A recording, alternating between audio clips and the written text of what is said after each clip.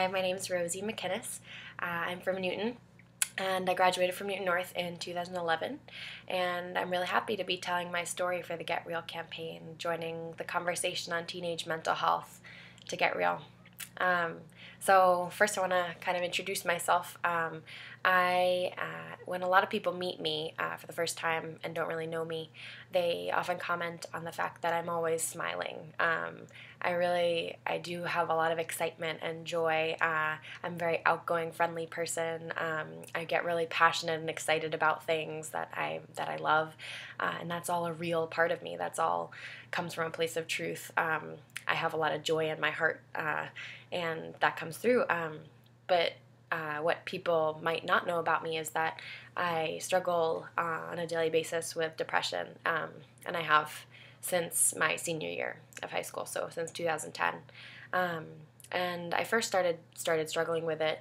It came about pretty suddenly.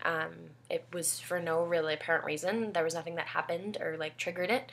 Um, but it was the beginning of my senior year, and I just started feeling sad, like really sad. It felt like a big body of water was like crushing down on me, and pressing down, and it made me see the world in just like a darker kind of light. Um, and I felt like my heart was just breaking all the time. And as you can imagine, that was pretty scary and pretty unbelievable. I was like, what is going on? This is I feel horrible, and there's no reason for it. So pretty quickly, I told my parents, I told um, people in my life, and I was like, I want some help on this. I don't know what to do. I'm feeling bad, and I want this to end.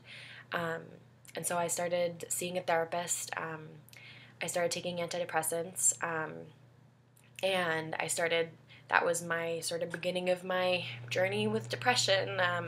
And it's since been a really tough journey. There have been times when I've gradually felt better. Like I'll get on a certain medication and it'll be working, and just things in my life align to make me feel better.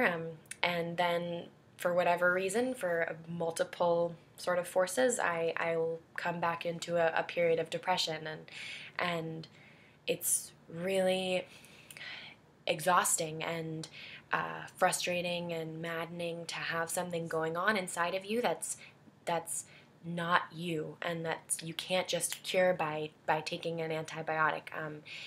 And that is ultimately the case. It's my depression is not. It makes me so angry because I didn't do anything to deserve this. And sometimes that's hard to believe. That's hard to tell myself. I'll be like, well, maybe this is because of something, or I must be bad because I'm feeling this way. But that's so not the case. And that's one thing I've had to kind of teach myself with dealing with depression is that, and that's one thing that I have had to train myself to believe, is that I am good. I am so good. I am like just an amazing person, and I am like smart and creative and enthusiastic, and I love people so intensely, and I am passionate about social justice and about art and about just loving people in my life, and that is all amazing things about me.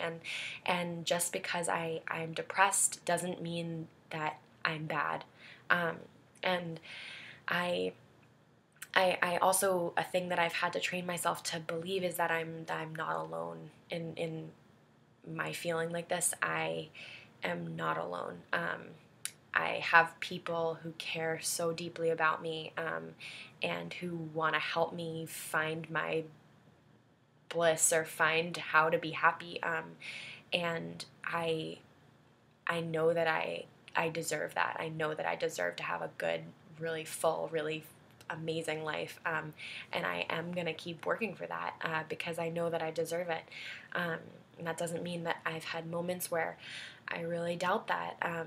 I've had moments where I've wanted to hurt myself. I've had moments where I have hurt myself, and I've had moments where I've wanted to end my life, and those have been really, really scary. But ultimately, I from talking about it and telling people how I'm feeling, I can pull myself up, and I can get other people who want to help me to help me lean on, and that's really been what's helped me the most is that support in my life, and also that deep strength that I have found within myself. But ultimately, I hope that people watching this know that they are not alone, and that to feel anything that you're feeling is normal and okay. Um, and things are really hard sometimes, and you're not alone, and things are good sometimes, and you're not alone, and no matter what you're feeling, you're not alone. Um, and so I'm really proud to be a part of a community where this conversation is happening, and I really, really hope that things continue to go in this direction of being more honest and open about this dialogue, because I know that everyone deserves this beautiful life, and I hope people are willing to go out and get it.